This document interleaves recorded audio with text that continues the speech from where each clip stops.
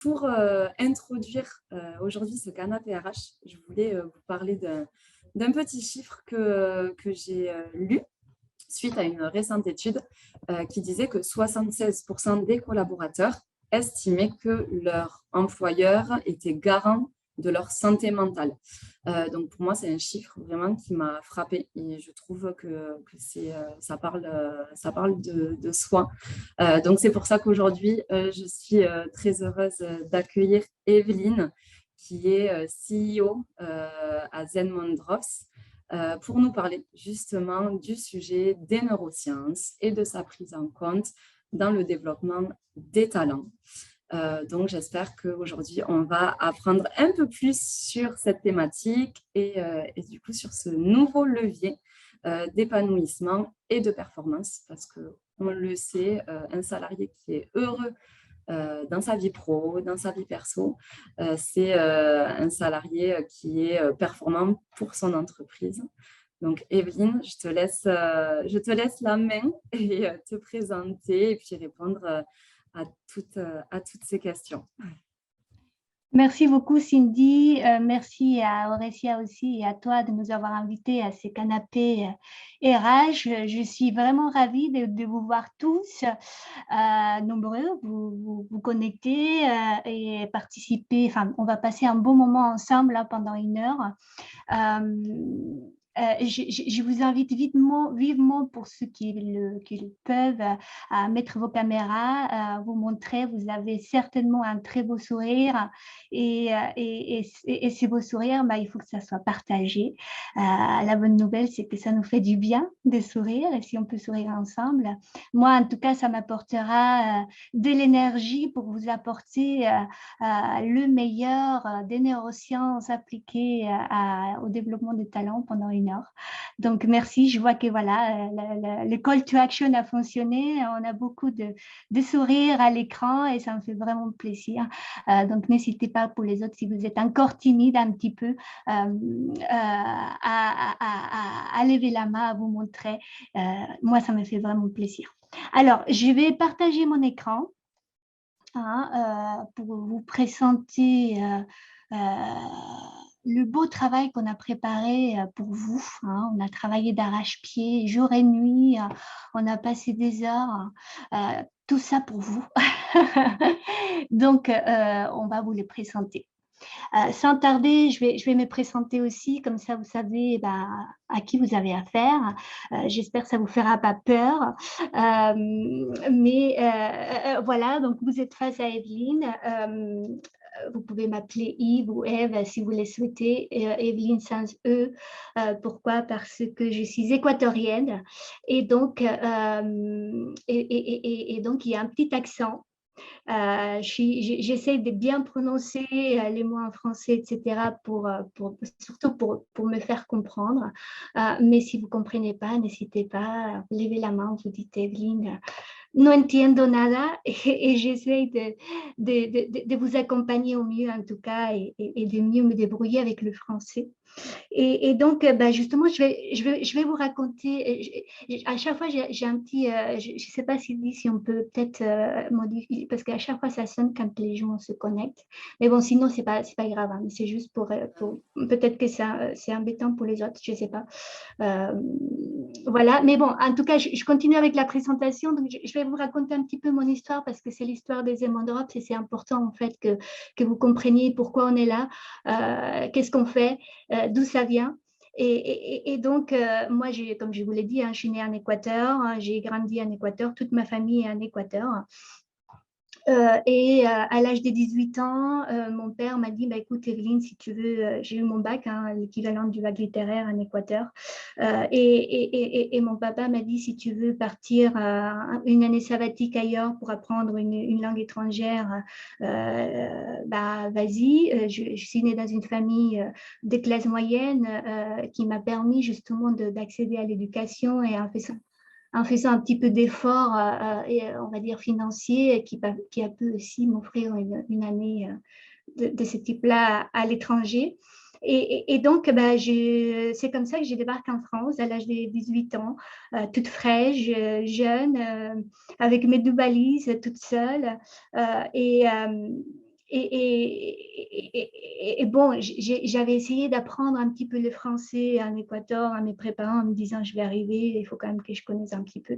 Mais autant de vous dire, quand je suis arrivée en France, si à peine j'arrivais à comprendre quand on me disait bonjour, c'était déjà ça. Donc c'était dur. Hein. Les premiers mois, c'était dur. Mais ce qui s'est passé, c'est que j'étais en terminale au lycée en Bretagne. J'ai débarqué en Bretagne, terminale L, et je me suis très vite ennuyée parce que j'avais pas de challenge, j'avais pas de bac à passer, j'avais déjà mon bac, hein, c'était une année sabbatique. Et donc, j'ai demandé au directeur du lycée de me laisser passer le bac. Et donc là, il m'a regardé avec des yeux comme ça, en me disant, mais tu es vraiment, tu es sûr de ce que tu me demandes parce que tu ne parles pas français et tu veux passer un bac littéraire en France, c'est-à-dire qu'il faut que tu écrives le français, que tu le parles, et en plus, tu n'as pas passé les épreuves de première, donc il faut que tu passes, enfin, que tu fasses double bac en quelque sorte, et puis bon, ça ne se fait pas comme ça, il faut demander des dérogations, etc. Donc, est-ce que tu es vraiment sûr de ce que tu me demandes? Et donc, bah, moi, je lui dis, bah, écoutez, moi, de toute façon, je m'ennuie, j'ai rien à perdre, laissez-moi passer le bac, et puis on verra, quoi. Et donc, on m'a laissé passer le bac, on a eu la dérogation. Et pourquoi je vous raconte ça, c'est que c'est que à ces moments-là, en fait, au moment où j'ai déposé ces challenges sur la table, où je posais ces projets, où l'aventure est devenue vraiment intéressante. C'est là où j'ai tissé des liens de qualité avec mes camarades du lycée parce qu'ils se sont tous dit mais elle est totalement folle et elle a que 9 mois pour tout apprendre, déjà le français tout court, mais après ben, il y a de la philo, enfin il y a tout quoi. Et donc, bah, ils me passaient leurs notes parce qu'autant vous dire qu'en cours, je ne comprenais rien, je n'arrivais même pas à noter quoi que ce soit. Donc, les soirs, bah, je passais des heures à prendre les notes de mes camarades, à les transcrire. Il y avait pas, Internet se développait à peine, donc j'avais vraiment mon dictionnaire français-espagnol. Et donc, mot à mot, j'ai traduisé, j'ai essayé de comprendre. Pareil pour les professeurs, hein, ils se sont dit, voilà, il faut vraiment l'accompagner. Et donc, ils venaient les soirs faire des heures supplémentaires gratuitement, hein, d'eux-mêmes pour m'accompagner. Mais ce qui est beau là-dedans, c'est qu'en fait, ces challenges, ce n'était plus, c'était un challenge collectif. C'est devenu un rêve collectif et tout le monde, c'est pris au jeu. On a tissé des très beaux liens humains, qualitatifs grâce à ça. 9 mois après, ben, je passe le bac. Enfin, je passe les épreuves et le jour des résultats du bac, moi personnellement, je n'étais pas du tout stressée. Pour moi, c'était juste, voilà, si j'ai l'ai, tant mieux. Sinon, ce n'est pas grave, j'ai déjà mon bac, ce n'est pas un problème. Mais tout le monde était dans les starting blocks parce que tout le monde avait travaillé pour. Mes camarades, les professeurs, les directeurs de l'école, les familles qui m'avaient accueilli. Enfin bon, ça avait vraiment pris une grosse ampleur et tout le monde avait hâte de savoir si on avait réussi en fait ce pari. Donc les résultats tombent et oui, j'ai eu mon bac. Et c'est comme ça, en fait, que 20 ans après, vous avez Evelyne devant vous à vous parler avec un petit accent qui restera à vie, je pense. Mais voilà. Et donc, cette diplôme, finalement, ce diplôme européen hein, de baccalauréat m'a offert l'opportunité d'apprendre, enfin de rester en Europe pour faire mes études supérieures. Et donc, j'ai étudié en 6 universités européennes et je me suis spécialisée en achats internationaux et innovation à Kedge. Et ensuite, j'ai intégré Schneider Electric en tant qu'acheteuse internationale. Et c'est là où j'ai compris en fait qu'il y avait un réel besoin de créer des solutions qui soient aujourd'hui, on va dire, qui s'adaptent au train de vie et au développement personnel et professionnel comme on le souhaite dans les temps modernes. Dans une entreprise comme Schneider Electric, donc un grand groupe avec des grands moyens, on a toujours des très beaux programmes de développement de talent, des qualités de vie au travail, etc. Mais je me suis retrouvée pendant le premier confinement enfermée hein, confinée à la maison avec mon fils de 6 ans à l'époque. À la maison, j'étais en train de faire Oxford à l'époque. Et donc, tout ça faisait qu'il y avait une grosse charge, beaucoup de stress et que je devais quand même performer. En plus, j'étais aux achats. Hein, donc, il y avait vraiment à ces moments-là une pénurie de composants électroniques. On s'est les arrachés pour pouvoir justement tenir la cadence en termes de production dans toutes les usines européennes. Et donc, je me suis dit, mais c'est pas possible qu'il n'y ait pas un outil qui, en l'espace de 5-10 minutes, me permette, moi, de souffler, de comprendre comment je fonctionne, de comprendre quelles sont les astuces que je peux mettre en place pour m'épanouir, et puis finalement, pour refaire les plans d'énergie, pour être bien dans ma peau, pour être bien pour moi, pour ma famille, mais aussi pour performer, pour continuer à performer pour l'entreprise. Et c'est comme ça que Lemon Drops est né. Hein, le nom tient de Lemon Drops, goutte de citron avec le zen, pour apporter du peps, de la joie, de la bonne humeur et de la zénitude dans le quotidien de toutes ces personnes-là, avec des programmes adaptés et surtout avec de la compréhension et pour éviter de rester dans la surface, mais aller à la racine des choses et que ça reste dans la durée. Et donc, je me suis spécialisée, pour finir ma présentation, en leadership organisationnel à l'Université d'Oxford et en neurosciences appliquées au business au MIT. Et c'est ça que vous allez retrouver aujourd'hui dans cette présentation et aussi ce que en tout cas nos clients et les utilisateurs de notre solution retrouvent dans les capsules de nos programmes pour améliorer la qualité de vie professionnelle de toutes ces personnes-là. Il y aura un temps de questions-réponses à la fin, hein, donc si vous avez des questions, notez-les ou vous pouvez les mettre dans la discussion et puis on fera les tours après. Je serai ravie de répondre à toutes vos questions. Donc, aujourd'hui, la thématique, c'est les neurosciences et le développement des talents. On va être accompagné par notre petite mascotte, là que vous voyez là, un petit cerveau qui s'appelle Drops et qui vit ses aventures cérébrales avec Lemon Drops, avec Evelyne, Camille, Chloé, Christopher, qui sont aussi connectés et que je remercie énormément, c'est mon équipe. Ils travaillent d'arrache-pied tous les jours pour que ça soit parfait et qu'on puisse vous apporter le meilleur aujourd'hui et dans le futur aussi. Et donc, Drops évolue avec Lemon Drops et vous allez le voir, il fait partie intégrante de l'équipe. Alors, avant de démarrer, on va démarrer.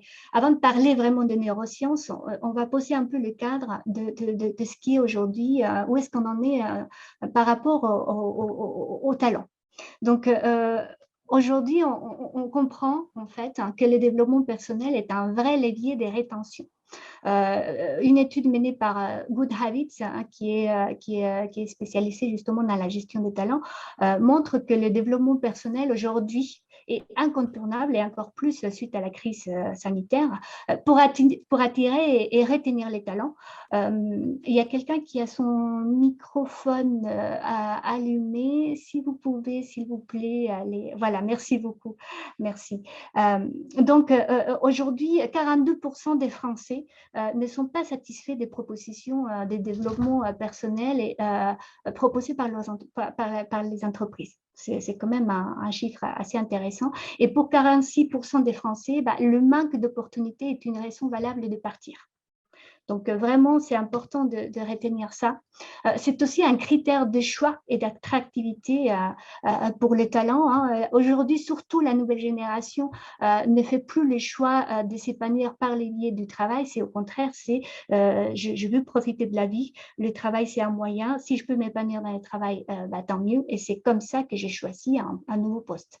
Donc, il s'agit aujourd'hui, la tendance est inversée, hein, on l'a compris, aujourd'hui, c'est il faut séduire les candidats pour qu'ils puissent intégrer nos entreprises.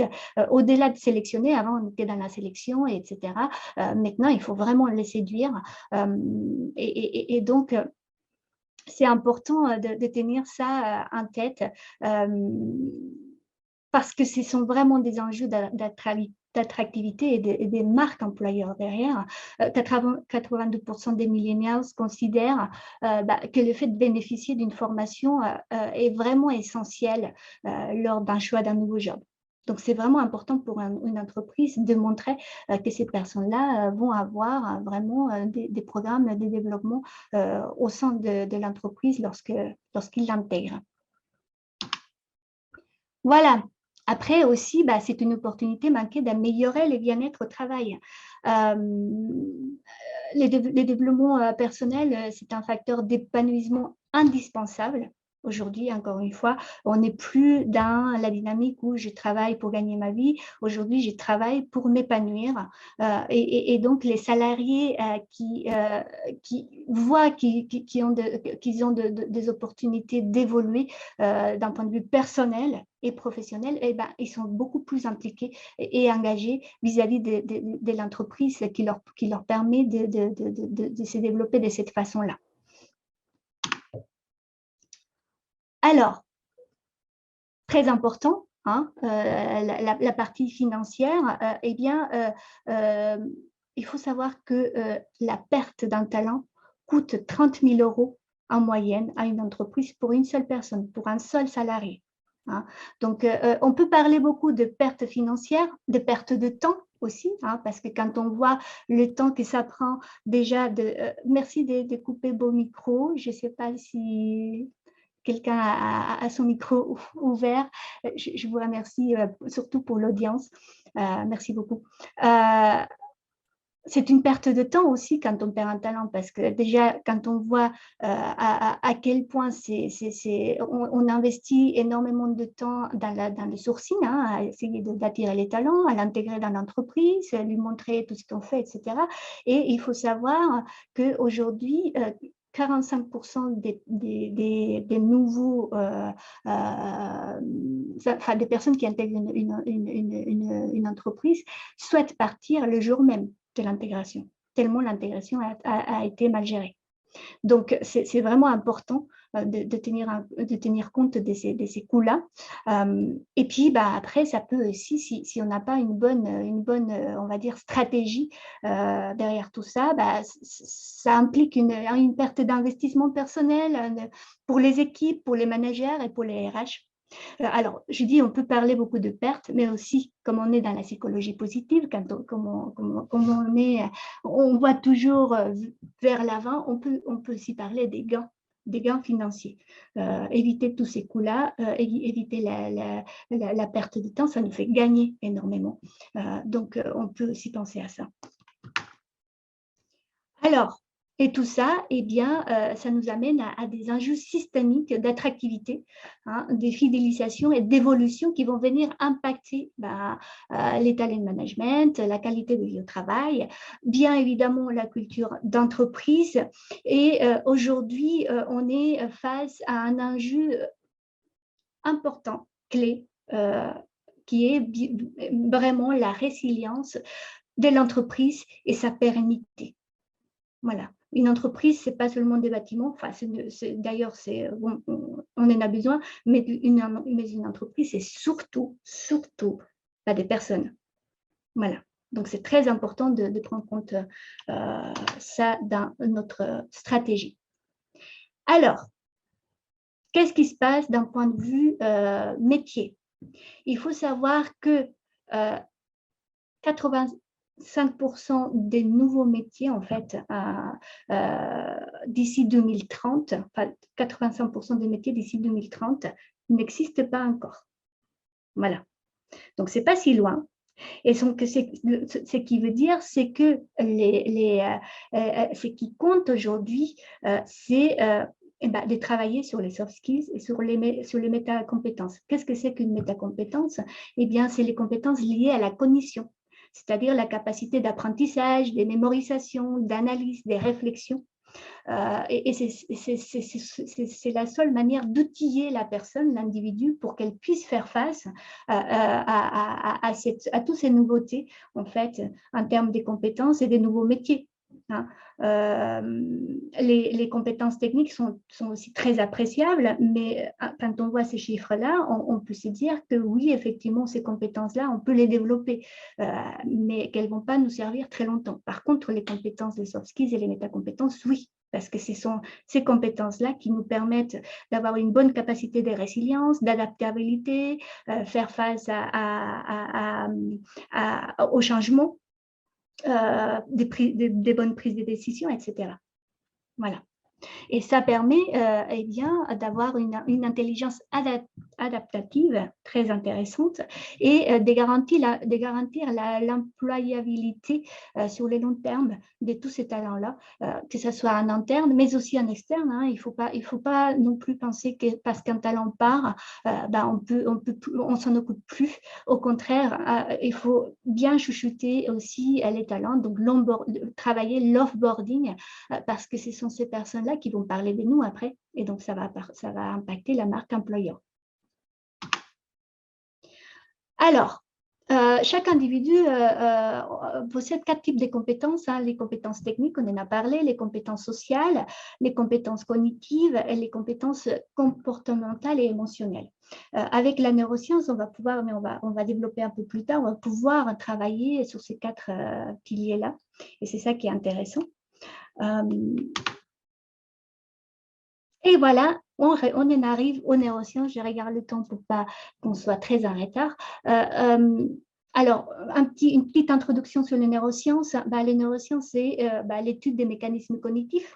Hein, et c'est une science plutôt récente, hein, ça date d'il y a une quinzaine d'années à peine, parce que en fait, il n'y avait pas les outils nécessaires pour observer tous ces mécanismes-là, et c'est grâce à la technologie, hein, d'observation qui s'est développée grâce à l'IRM qu'on a pu accéder à toutes ces connaissances-là.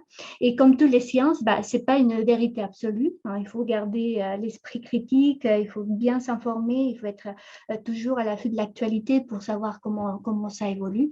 Et ce n'est pas un remède miracle, ce n'est pas parce qu'on sait qu'on sait les choses que tout de suite ça s'imprègne chez nous. Il faut agir, il faut travailler, etc. Et pour ça, pour savoir un peu ce qu'il en est de votre connaissance en fait sur les fonctionnements du cerveau, on va faire un petit sondage. Donc, je m'en remets à Cindy qui va lancer ces sondages. Allez, je lance. Hop. Voilà. Donc, allez-y, la question c'est, selon vous, à quel âge le cerveau a-t-il fini de se développer? Ça va vite. Il y a beaucoup de monde qui répond, ouais. Super.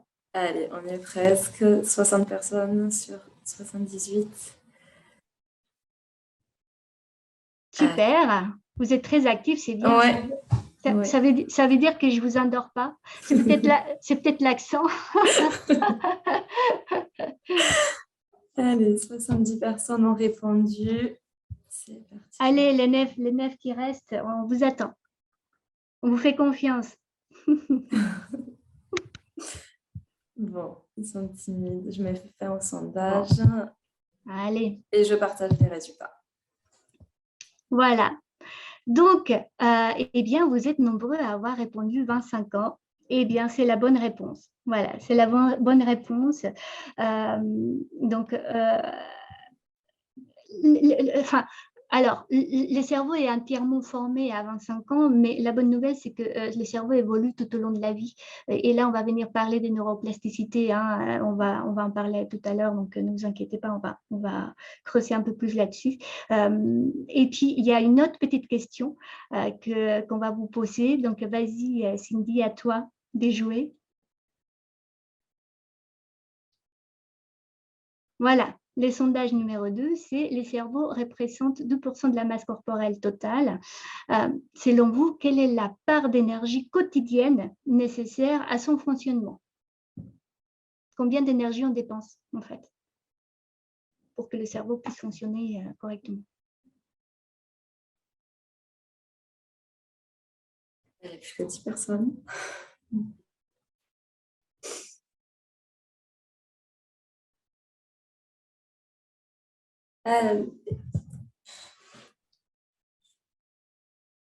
pense que c'est OK. Je mets C'est fin OK? au sondage. Ouais.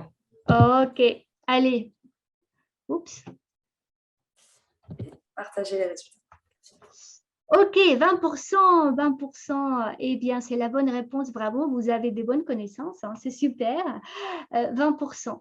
Donc, c'est un cinquième de notre énergie, hein, et donc, ça veut dire que c'est quand même, enfin, ça demande beaucoup d'énergie, et d'où l'importance, en fait, de bien se nourrir, de faire du sport, etc., parce que c'est cette énergie-là qui va être utilisée pour notre cerveau. Et on sait, le cerveau, c'est l'organe qui perçoit, qui pense, qui analyse, qui traite, qui agit et qui est à l'origine de nos facultés, hein, les facultés intellectuelles, émotionnelles, comportementales. Et donc, connaître le fonctionnement de notre propre fonctionnement, ça nous offre des opportunités incroyables d'apprentissage, de performance, d'efficacité. Voilà. Et on constate aussi aujourd'hui que c'est dommage de ne pas connaître tout ça. Aujourd'hui, on connaît plus le fonctionnement de notre smartphone que le fonctionnement de notre propre cerveau. Et donc, après, c'est une belle opportunité de se dire que voilà, on peut se pencher sur la question et apprendre un peu plus. Donc, Evelyne, je te coupe. ouais. On a perdu ta presse en Ah, affichage. il n'y a plus la presse. Donc, qu'est-ce qui s'est passé? Si tu fais pas partage d'écran. L'écran partagé. Ah. Ça y est? Là, c'est bon? Oui, c'est bon. Super. Bon, de toute façon, je n'ai pas changé de slide, donc c'est bien. On y va. Si ça veut bien.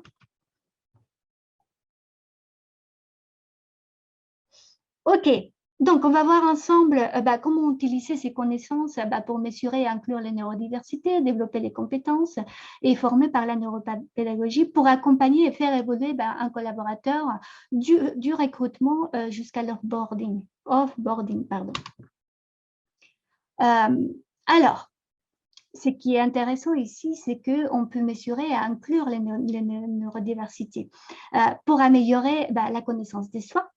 Et comment est-ce qu'on le fait? Eh bien, grâce aux tests psychométriques, par exemple, qui nous aident à trouver notre place, à prendre des décisions sur la base de la data, sur la base de la connaissance de nos forces, de nos soft skills, de nos motivations profondes, de nos contrats psychologiques aussi avec l'environnement du travail. On n'est pas tous câblés de la même manière, on n'a pas tous les mêmes motivations. Il y en a qui vont être motivés par un salaire, d'autres qui vont être motivés par une mission, d'autres qui vont être motivés par les valeurs de l'entreprise. Donc, on a des contrats psychologiques différents en fonction de la personne. Et cela nous aide aussi à avoir, en tant que RH, une meilleure gestion des talents pour les recrutements, pour les choix des formations, pour le développement des carrières et pour l'évolution d'un salarié au sein de l'entreprise. La sécurité psychologique aussi, elle est très intéressante à développer parce que ça nous permet, en tout cas grâce à la neuroscience et la neurodiversité, d'adapter les techniques managériales au cerveau, enfin au fonctionnement du cerveau et pas l'inverse, c'est-à-dire quelque part agir de façon neuro-friendly, si je peux me permettre l'anglicisme, et de développer l'intelligence émotionnelle et les relations interpersonnelles grâce à des liens de confiance et des liens de qualité. Voilà, d'où l'importance aussi du practice what you preach, c'est-à-dire de donner l'exemple. Hein, et à partir, que tout le monde soit logé quelque part à la même enseigne et que ce qu'on apprenne au talent, qu'on le vit nous aussi en tant que RH, mais aussi en tant que dirigeant, etc. Et puis après, ça nous permet de capitaliser sur la diversité des talents parce qu'on est tous différents. Hein, et qu'on peut compléter justement des profils pour faciliter l'innovation, pour aussi apprendre les uns des autres, hein, et grandir ensemble. Là, on va parler des biométismes, des neurones miroirs. On apprend beaucoup en fait par l'exemple. Et c'est là où aussi on va venir développer des capacités de leadership. Tout le monde est leader en fait. Qu'est-ce que c'est que les leadership? Les leadership, c'est notre capacité d'influence, d'inspiration. Et il faut savoir que même sans aucune parole, juste avec un geste, on peut vraiment inspirer les autres par la façon de se comporter, de marcher, de dire bonjour, etc., etc. Donc, on est tous en fait leaders parce qu'il y a ces biomimétismes-là, il y a ces neurones miroirs qui nous aident à apprendre en fait et à nous inspirer. Voilà. Alors, je passe assez vite parce que je vois qu'on est déjà à la moitié du temps et puis je veux laisser quand même des questions, enfin du temps pour les questions-réponses. Et donc, alors, développer les compétences. Pour développer les compétences, il faut savoir sensibiliser au fonctionnement cognitif. En fait, c'est là où la neuroscience est intéressante parce que ça nous apporte des connaissances sur ce type de fonctionnement et de travailler, par exemple, sur les biais cognitifs qui aujourd'hui, parfois, qui nous posent problème. Hein. On peut, par exemple, donner l'exemple du biais cognitif de la malédiction de la connaissance, par exemple. Qu'est-ce que c'est que ça? C'est-à-dire que quand quelqu'un a appris, enfin moi j'ai appris peut-être par exemple le français, eh bien mon cerveau il a intégré un tas de schémas neuronaux en français qui me permettent aujourd'hui de parler de cette façon en français sans vraiment réfléchir, alors qu'il y a 20 ans, j'avais mon gros dictionnaire français-espagnol et mot à mot, j'essayais de comprendre qu'est-ce que c'était. Aujourd'hui, ce n'est plus le cas.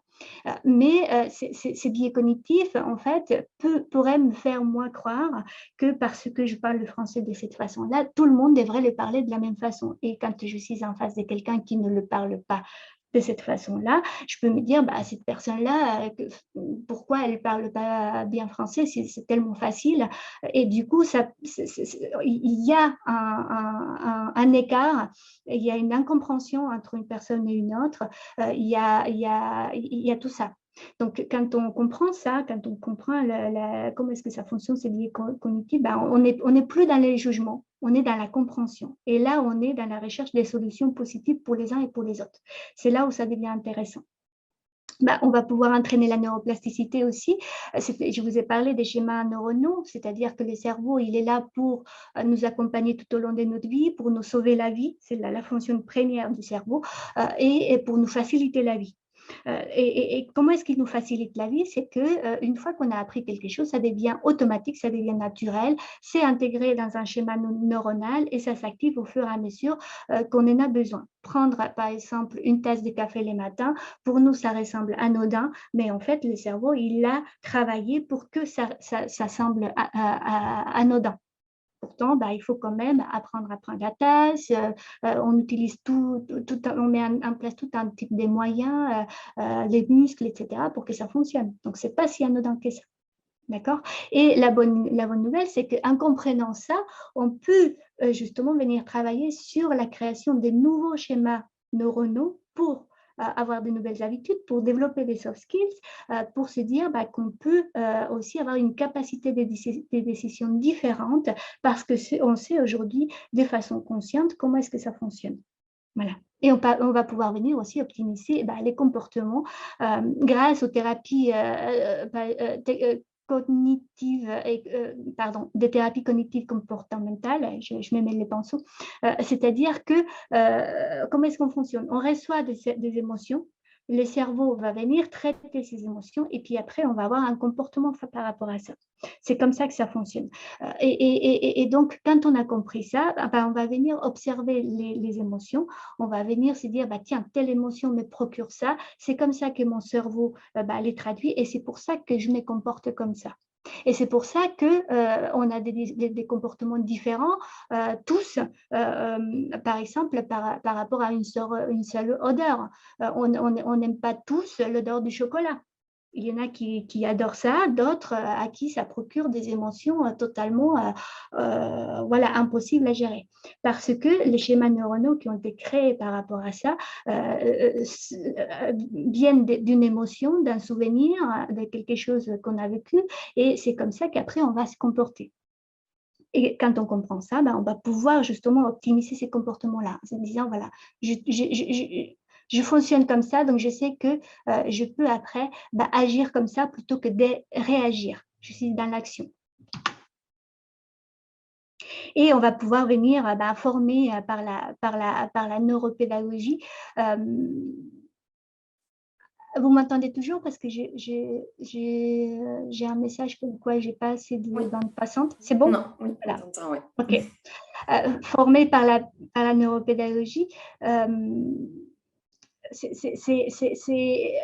là, avant de démarrer cette slide, ce que je voulais vous dire, c'est que quand on parle d'optimiser les comportements, par exemple, pour vous donner un exemple très tangible, la méditation est un outil très, très intéressant là-dessus, parce que ça permet en fait de travailler sur toute cette partie préfrontale du cerveau, donc c'est le cortex préfrontal, qui favorise toutes ces capacités de résilience, de créativité, de concentration, etc., et qui nous permettent en fait parfois de temporiser par rapport à certains comportements automatiques et de se dire, voilà, avant j'étais face à un carrefour à la place d'aller à droite ou à gauche de façon automatique, en mode pilote automatique. Maintenant, je peux arriver au carrefour et par cette compréhension-là, eh bien, c'est moi qui choisis maintenant, c'est moi qui suis maître de ma voiture. Et c'est moi qui va aller à droite ou à gauche, mais de façon consciente. Et c'est là où je vous donne l'exemple de la méditation, où la méditation va pouvoir nous aider là-dessus. Alors, pour cette slide-là, avant de la développer, on va lancer un nouveau sondage. Et donc là, je m'en remets encore à toi, Cindy, pour le sondage. Allez, c'est parti. Voilà, selon vous, au bout de combien de temps notre taux d'attention commence à décliner? Le taux d'attention. Hein.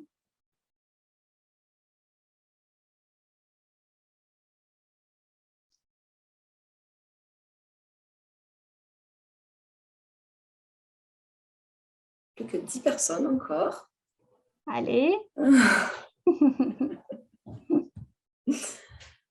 Ok, c'est bon. C'est bon? Allez, voyons voir. 10 minutes, effectivement. Eh bien, vous avez été très bon dans les sondages. Hein, bravo, on est fiers de vous. Hein, super. Effectivement, 10 minutes. L'importance, en fait, de s'adapter par rapport à ça, d'adapter les formations, hein, si on met en place des projets de formation à ces modes de fonctionnement et de limiter la surcharge cognitive. Donc, ça permet aussi justement de travailler avec moins de textes, avec des images qui ont du sens, qui ne sont pas très chargées, avec des visuels clairs et séduisants et sur des formats courts. Une dizaine de minutes, on l'a vu, hein, notre taux d'attention diminue au bout de 10 minutes. Et donc, c'est pour ça, par exemple, que chez Zemon Drops, nous, nos programmes, on crée des capsules. Alors, on les appelle des capsules vitaminées parce qu'on est dans la logique des agrumes, etc. Mais ce sont des capsules de 10 minutes par jour maximum, justement pour ça. Et aussi pour pouvoir s'adapter au train de vie de chacun d'entre nous aujourd'hui. Voilà, la modernité fait aussi qu'on est ultra sollicité. Donc, 10 minutes par jour, c'est possible, on peut le faire. Hein, voilà. Alterner théorie et pratique, c'est super important. Aujourd'hui, on fait face justement à une infobésité croissante. On est bombardé d'informations de partout et on retient très peu de ce qu'on reçoit comme information. On le sait, en fait, ça ne sert à rien d'apprendre tout par cœur, de les garder comme ça. La seule façon de vraiment intégrer une connaissance, intégrer un nouveau mécanisme, une nouvelle habitude, c'est de la vivre, de l'expérimenter. Et c'est pour ça, je reviens à Zemon Drops, mais parce que ça me permet de vous donner des exemples tangibles et concrets. Nous, nos programmes, en fait, vous les faites avec une box bien-être que vous recevez et qui est en fait construite de façon à ce que tout ce que vous faites en ligne, toutes les capsules vitaminées, tout de suite après, vous pouvez les mettre en pratique avec des éléments ludiques, pédagogiques, etc. Et que par l'expérience, vous puissiez intégrer tout ce que vous avez appris en ligne. Donc, vraiment, l'expérience est très importante. Et pour que ça fonctionne vraiment très, très, très bien, eh bien, il faut favoriser le recours au jeu et au storytelling. Pourquoi? Parce qu'on l'a vu, en fait, on est des individus qui fonctionnent premièrement par l'émotion. tout passe par l'émotion. Et donc, quand on est dans le jeu, bah, effectivement, on est dans un tas d'émotions qui s'éveillent et des émotions positives, certainement. Et les storytelling, bah, ça permet d'éveiller un tas d'émotions, de les transporter, etc. Et ça nous permet justement déjà d'accrocher bah, l'attention de ceux qui nous écoutent et aussi bah, d'ancrer ces images, ces émotions dans la formation et pour que ça puisse vraiment être quelque chose d'outil, de tangible, voilà, et que ça puisse rester vraiment. Alors, est-ce que ça passe mon slide? Et donc, en conclusion, je regarde le temps. Oui, il nous reste un petit peu de temps pour les questions, c'est super. Bah, les neurosciences appliquées, en tout cas au monde du RH et on va dire au monde professionnel, de la qualité de vie professionnelle, etc., c'est un vrai outil holistique qui nous permet de travailler d'optimiser plusieurs niveaux, hein, avoir un impact systémique, aussi bien sur l'individu que sur les collectifs, de travailler sur la marque employeur, de travailler sur la qualité de vie au travail, d'accompagner un collaborateur de A à Z, en partant du recrutement jusqu'à l'offboarding, qui permet aussi d'optimiser, on va dire, la vie de l'entreprise et de la rendre agréable. J'espère qu'elle est déjà agréable, mais de l'améliorer. Et donc, c'est un outil très intéressant à utiliser, à manier en tout cas. Ça a un impact, je vous l'ai dit déjà, un impact systémique et surtout, c'est une bulle d'oxygène. Aujourd'hui, en tant qu'RH, on est sur des thématiques qui ne sont pas forcément agréables à traiter. On n'est pas toujours forcément outillé pour ça en tant qu'RH. On a suivi des formations qui, pour certaines, ne sont pas forcément adaptées à ce type de thématiques qui sont, enfin, ce sont des nouveaux métiers aussi hein, qui se développent, qualité de vie au travail, bien-être au travail, etc., etc. Et donc, ça permet de traiter toutes ces thématiques-là dans la joie, dans la bonne humeur, parce qu'on est tous curieux finalement de savoir comment est-ce qu'on fonctionne, on est tous contents d'apprendre de nouvelles choses et ça permet de dédramatiser aussi, de se dire d'un point de vue individuel aussi, parfois on se dit, voilà, enfin parfois, un mode pilote automatique, on s'est dit, voilà, j'ai fait une erreur et là, ça y est, toute la semaine, on se fait du mal, je suis nulle, etc. Il y a tous ces commentaires-là internes qui se mettent en place. Et ben non, en fait, quand je comprends comment je fonctionne et pourquoi j'agis d'une certaine manière, en fait, c'est pas si grave que ça. Et je sais que la bonne nouvelle, c'est qu'en connaissant ces modes de fonctionnement, je peux continuer à mettre en place des nouvelles habitudes qui me permettent de m'améliorer, d'être bien dans ma peau, de gagner en confiance en moi, de bien performer, etc., d'avoir des meilleures capacités de concentration, de pouvoir décortiquer des situations complexes. Quand on est dans les milieux professionnels, parfois on est en face à des situations très complexes et au lieu de faire l'autruche, en comprenant tout ça, on peut se dire que c'est chouette, j'ai une situation complexe, je vais m'amuser et je vais la décortiquer de A à Z et c'est super. Donc, c'est une vraie bulle d'oxygène pour ça aussi. Voilà, je pense que j'ai fini. Je finis avec une très bonne nouvelle et je vous invite pour ceux qui sont à Lyon ou en tout cas dans la région. On sera la semaine prochaine au Salon Préventica. On a été lauréat du prix de l'innovation en prévention de RPS avec notre Welcome Box. Et donc, vous êtes les bienvenus au salon. Venez nous voir. Ça sera avec plaisir. On fait aussi un atelier participatif au salon, donc avec un focus sur les neurosciences et après une partie pratique gourmande. Donc, ça serait avec plaisir. Et merci beaucoup pour votre attention. J'espère qu'on vous a apporté un peu des connaissances, qu'on vous a apporté aussi de quoi nourrir vos réflexions et que vous partirez d'ici avec du peps et de la joie. Et donc, si vous avez des questions, c'est à vous. Je vous écoute. Oui, merci Evelyne déjà pour nous avoir présenté cette thématique. Donc maintenant, vraiment, si vous avez des questions, n'hésitez pas. Si vous avez envie de parler justement un peu de tout ça, de cette thématique, ce que vous mettez en place en entreprise, ce que vous aimeriez mettre en place, c'est le moment. Soyez pas timide, hein. Non. Je vois Oui. Abba. N'oubliez pas que que vous avez votre micro fermé si jamais vous voulez. Oui, bonjour, je Ok. m'appelle Alejandra Barragan. Evelyne, merci beaucoup pour votre présentation. J'ai une petite question. Quand vous parlez de fonctionnement cognitif, on part d'où? Est-ce que vous avez un outil à nous conseiller? Comment on peut faire en sorte que l'équipe puisse du coup avoir connaissance de leur propre fonctionnement cognitif, si c'est possible? Et pour ceux qui ne sont pas du tout dans cette analyse de soi, comment amener quelqu'un à vouloir se poser cette question, à se dire comment ça va contribuer à mon travail, non seulement à l'équipe bien sûr, mais au travail spécifique. Comment je peux le mettre en valeur pour qu'ils soient attirés à ce concept qui, je pense, que doit leur paraître tellement loin.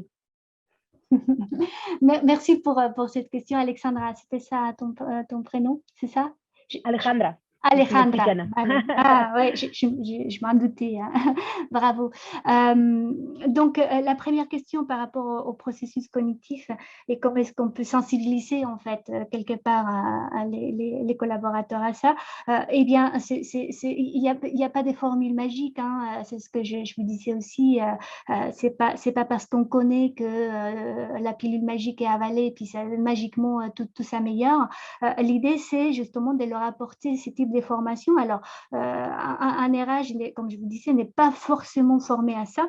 Et c'est pour ça que ce type de solutions, alors je parle des Lemon Drops parce que c'est ma boîte et je connais ce que je fais, mais c'est pour ça qu'il y a ce type de solutions qui sont spécialisées dans ça et qui vont venir justement accompagner un RH, accompagner une entreprise avec cette expertise-là qui aide avec, nous par exemple, on utilise beaucoup la vidéo, enfin on fait des capsules vidéo pour apprendre, enfin pour montrer comment le cerveau fonctionne, parce que le cognitif en fait c'est justement comprendre les modes de fonctionnement, comment est-ce qu'on apprend. Comment est-ce qu'une émotion va venir m'aider à intégrer une nouvelle habitude, à apprendre par exemple à jouer à la guitare. Là, je prends vraiment un exemple concret, mais comment est-ce que cette connaissance des capacités cognitives vont me permettre moi de me dire si je veux apprendre la guitare, il faut que je me mette dans des bonnes conditions pour que ça fonctionne. Enfin, je pense qu'il y en a beaucoup d'entre nous qui ont essayé d'apprendre la musique quand on était enfant et parce qu'on a eu une mauvaise expérience avec le prof ou avec l'instrument, etc., on a laissé tomber. Ça, c'est parce que, émotionnellement parlant, encore une fois, ce n'était pas plaisant. Et donc, comme ce n'était pas plaisant, on a laissé tomber. Par contre, si on s'est dit, voilà, là, je comprends, quand je mets en place des formations qui sont agréables, qui sont ludiques, qui sont plaisantes, qui ne sont pas très lourdes à comprendre, qui sont, etc., eh bien, je vais favoriser cet apprentissage-là. Et donc, je vais favoriser cette amélioration-là. Et je vais favoriser aussi, donc déjà, je comprends comment est-ce que je peux mettre en place une formation, mais aussi si j'apporte cette connaissance du fonctionnement du cerveau à mes salariés, ils vont aussi se dire, tiens, quand moi, je lance un projet en entreprise très complexe, il faudrait que ça soit plutôt léger, que ça soit agréable, que ça soit ludique, qu'on puisse mettre un storytelling derrière. Pourquoi? Parce que ça va nous motiver, ça va faciliter la tâche, ça va engager les gens et on va vivre l'expérience. Parfois, il y aura des difficultés, mais ça sera moins dur à vivre. Voilà, donc je ne sais pas si je réponds concrètement à la question. En tout cas, je ne pense pas que si on n'a pas toutes ces connaissances-là, on puisse les faire juste comme ça. Il faut faire appel à des spécialistes ou s'inspirer d'autres exemples, d'autres personnes qui ont déjà mis en place ce type de solutions pour pouvoir le faire. Voilà. Et la deuxième question, c'est pour ceux qui sont encore, qui connaissent peu de tout ça, la méditation, les neurosciences, etc. Ça peut aussi parfois être difficile de les engager là-dedans.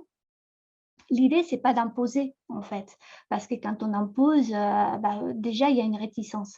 L'idée, c'est d'éveiller la curiosité. de proposer plusieurs solutions. Nous, par exemple, dans nos programmes, on va utiliser la méditation, mais pas que. Parce que moi, ça me touche énormément, je médite énormément, ça me fait du bien, mais je sais très bien que pour d'autres personnes, ce n'est pas le cas. Et ce n'est pas que ce soit bien ou pas bien, c'est juste qu'on est tous différents et peut-être que quelqu'un, à la place d'aller méditer, va plutôt avoir envie d'aller courir et c'est ça qui va être sa bulle d'oxygène en fait. Donc l'idée, c'est justement de proposer plusieurs activités qui sont liées à tous ces, on va dire, ces émotions positives qui vont être générées grâce à ces activités-là pour que chaque personne puisse s'y retrouver. Il y a d'autres activités, il y a le sport, il y a la méditation, il y a la danse, il y a la culture, il y a la musique, il y a les journaling. Le journaling est vraiment une très belle technique pour accompagner justement le cerveau et les idées pour faire un nettoyage quelque part sur ce qu'on a vécu dans la journée et se dire voilà, j'ai mon carnet de bord, j'ai mon GPS, je sais ce qui s'est passé, je sais pourquoi j'ai agi comme ça. Et bien demain, peut-être que je vais m'améliorer parce que j'ai pris conscience en fait de ça. Je ne suis plus un pilote automatique, je sais où je vais, je sais comment je vais. Et par ce biais-là, je peux modifier certaines choses qui me déplaisent et je peux aussi continuer avec certaines choses qui me plaisent. Merci. Merci. Avec plaisir. Est-ce qu'il y a d'autres questions? Oui, Fanny. Je vois Fanny. Oui. Bonjour. Merci pour cette présentation très intéressante. Moi, je travaille chez Eurecia aussi. J'ai écouté tout ça avec beaucoup d'intérêt. Moi, je voulais vous poser une question sur, vous prêchez une convaincue par rapport à l'importance de l'émotion, du bien-être du collaborateur dans son épanouissement, etc. Je me posais une question sur comment gérer les profils un peu neuroatypiques. Il y en a de plus en plus qui reviennent peut-être un peu vers l'entreprise ou qu'on retrouve beaucoup dans l'entrepreneuriat, par exemple, parce qu'ils se retrouvent plus dans ces formats-là. Donc, est-ce que vous avez des conseils spécifiques à ça? Et quand je parle de neuroatypie, je parle de personnes qui ont des troubles de l'attention ou du spectre autistique ou voilà, ce genre de choses. Ok, super. C'est une très bonne question, Fanny. Léo Merci. potentiel, pardon. Ouais, Donc, il y a ça aussi dans le forum. Oui, très bien. Merci Fanny pour cette question qui est très, très bonne parce que ça permet de parler de neurodiversité. Ça permet de parler de neuroplasticité, ça permet de parler de beaucoup de choses. Et c'est vrai que l'idée de savoir comment est-ce qu'on fonctionne nous permet aussi d'être beaucoup plus, et je vous ai dit, d'être moins dans le jugement et d'être plus dans la compréhension. Et quand on est face à ce type de personnes, enfin cette différence, parce que finalement c'est la différence, et bien au lieu d'aller juger et de se mettre en mode protection, parce que le cerveau aussi il est fait pour ça, c'est-à-dire qu'au départ le cerveau il était là, enfin sa fonction première c'est de dire l'homme des cavernes est face au mammouth, il faut courir parce que sinon on se fait bouffer et on disparaît. C'est ça. Et donc, quand le cerveau est face au mammouth, il fait alerte, alerte, alerte, alerte, alerte. Je dois courir, je dois me protéger. C'est différent, je m'en vais. Sauf qu'aujourd'hui, on n'est plus dans l'époque où c'est plus l'homme des cavernes, c'est la vie moderne. Mais le cerveau, il a encore cette fonctionnalité-là. Et donc, quand on est face à la diversité, à la différence, le cerveau se sent menacé. Et donc, il y a cette menace et c'est pour ça qu'on a tendance à mettre de côté ces personnes-là parce que c'est potentiellement dangereux, alors que ce n'est pas vrai. Quand on comprend ça, on comprend en fait que, parce que le cerveau, et c'est pour ça aussi par exemple qu'on voit dans les infos en général, 99% des infos, c'est négatif. Parce que c'est automatique. Le cerveau, il dit, il prend l'information et dès qu'il peut nous sauver la vie, il va le placer du côté négatif pour dire alerte, alerte, alerte, il faut partir. Sauf qu'aujourd'hui, en comprenant ça, on peut dire au cerveau, merci mon petit cerveau, je sais que tu es là pour me sauver la vie, mais on n'est pas face à des situations comme ça très compliquées, je ne vais pas mourir par rapport à ça. Et donc, on va plutôt entraîner les cerveaux à se dire, OK, maintenant c'est différent, j'ai quand même des opportunités derrière tout ça et on va temporiser, on va analyser, on va comprendre et on va plutôt que essayer de se protéger ou être malheureux ou se mettre en position de victime par rapport à ça, on va venir dire, voilà, je vais être face à l'action et peut-être que cette personne qui a un profil d'autiste, par exemple, bah, peut-être qu'elle est très, très bonne à développer des logiciels parce qu'elle va se concentrer à 100% là-dessus et qu'elle va passer des heures à faire un travail, mais vraiment d'ouvrier par rapport à ça. Et donc ça, bah, c'est un levier très intéressant, c'est une belle opportunité.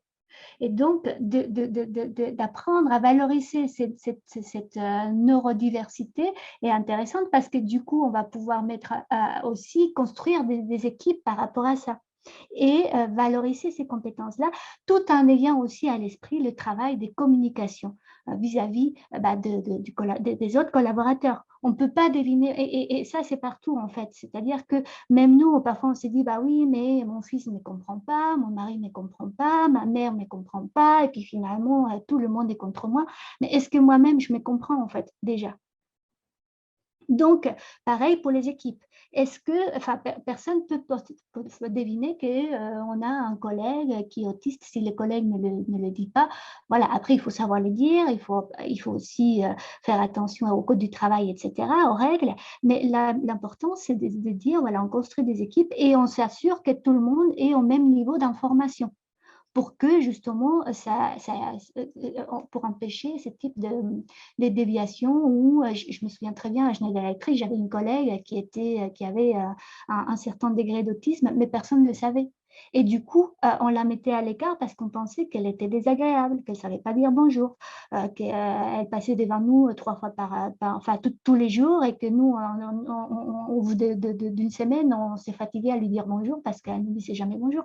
Mais ce n'était pas parce qu'elle était désagréable, ce n'était pas parce qu'elle était mal élevée, c'était qu'elle avait ça. Mais si on l'avait su d'une façon, on va dire, en suivant les règles, bien sûr, de tout ce qui est du cadre légal, si on l'avait su, ben, on l'aurait pu traiter d'une autre manière et on aurait pu être même très content de l'intégrer à notre équipe. Alors, je ne sais pas si j'ai répondu à la question, Fanny, ou si tu as encore... Enfin, je me permets de vous tutoyer, hein, parce que sinon, je me sens un peu vieille. Oui, ça répond en partie. C'est sûr que communiquer sur sa manière de fonctionner, ça permet de mieux s'intégrer. Oui. Après, un autre levier, ça peut être les tests psychométriques, justement. Parce que ces personnes-là, elles peuvent avoir des soft skills ou des facteurs de motivation qui sont très intéressants à mettre en place. Ça peut déjà les valoriser elles-mêmes. Elles peuvent se dire, bah, tiens, c'est chouette, j'ai quand même ces compétences-là. Et du coup, par le fait que aussi c'est de la data, c'est précis, c'est pas justement, c'est pas ésotérique, ça permet de mettre en place derrière des stratégies pertinentes par rapport à ça. Merci. Désolée, je vais devoir faire le timekeeper. Ça y est, on a passé l'heure. Alejandra, je ne sais pas si tu avais une question, peut-être une dernière. Je vois que tu as la main levée. Oui, non, bon, mais parfait. Bon, mais c'est super. Parce que la main est restée levée. La main est restée levée. De toute façon, il va y avoir un compte rendu qui sera envoyé de cette très belle présentation. Encore merci, Evelyne. Avec plaisir. À tous ceux qui ont rempli le formulaire d'inscription, ils recevront le compte rendu avec le replay directement. Et puis sinon, pour les autres, vous pouvez vous rendre directement sur le site de Ressia. Et toutes les questions qui ont été posées aussi via le chat, on y répondra via ce compte rendu. On se fera un petit point, Evelyne, pour répondre au mieux à toutes les questions. En tout cas, merci Evelyne et tout le monde pour avoir participé à cette reprise du canapé RH. Ça faisait un petit moment, on l'attendait tous, donc je suis ravie de l'avoir animé avec vous tous. Merci à tous, ravie aussi d'avoir partagé ces moments avec vous. N'hésitez pas à nous suivre sur les réseaux sociaux. On est toujours très content de vous avoir et on vous souhaite surtout le meilleur pour vous, pour vos équipes, pour vos organisations et éclatez-vous. Voilà, profitez de la vie. Et moi, je vous donne rendez-vous normalement en novembre pour le prochain canapé RH. Donc, des informations vont bientôt partir. En attendant, Passez une très très belle journée.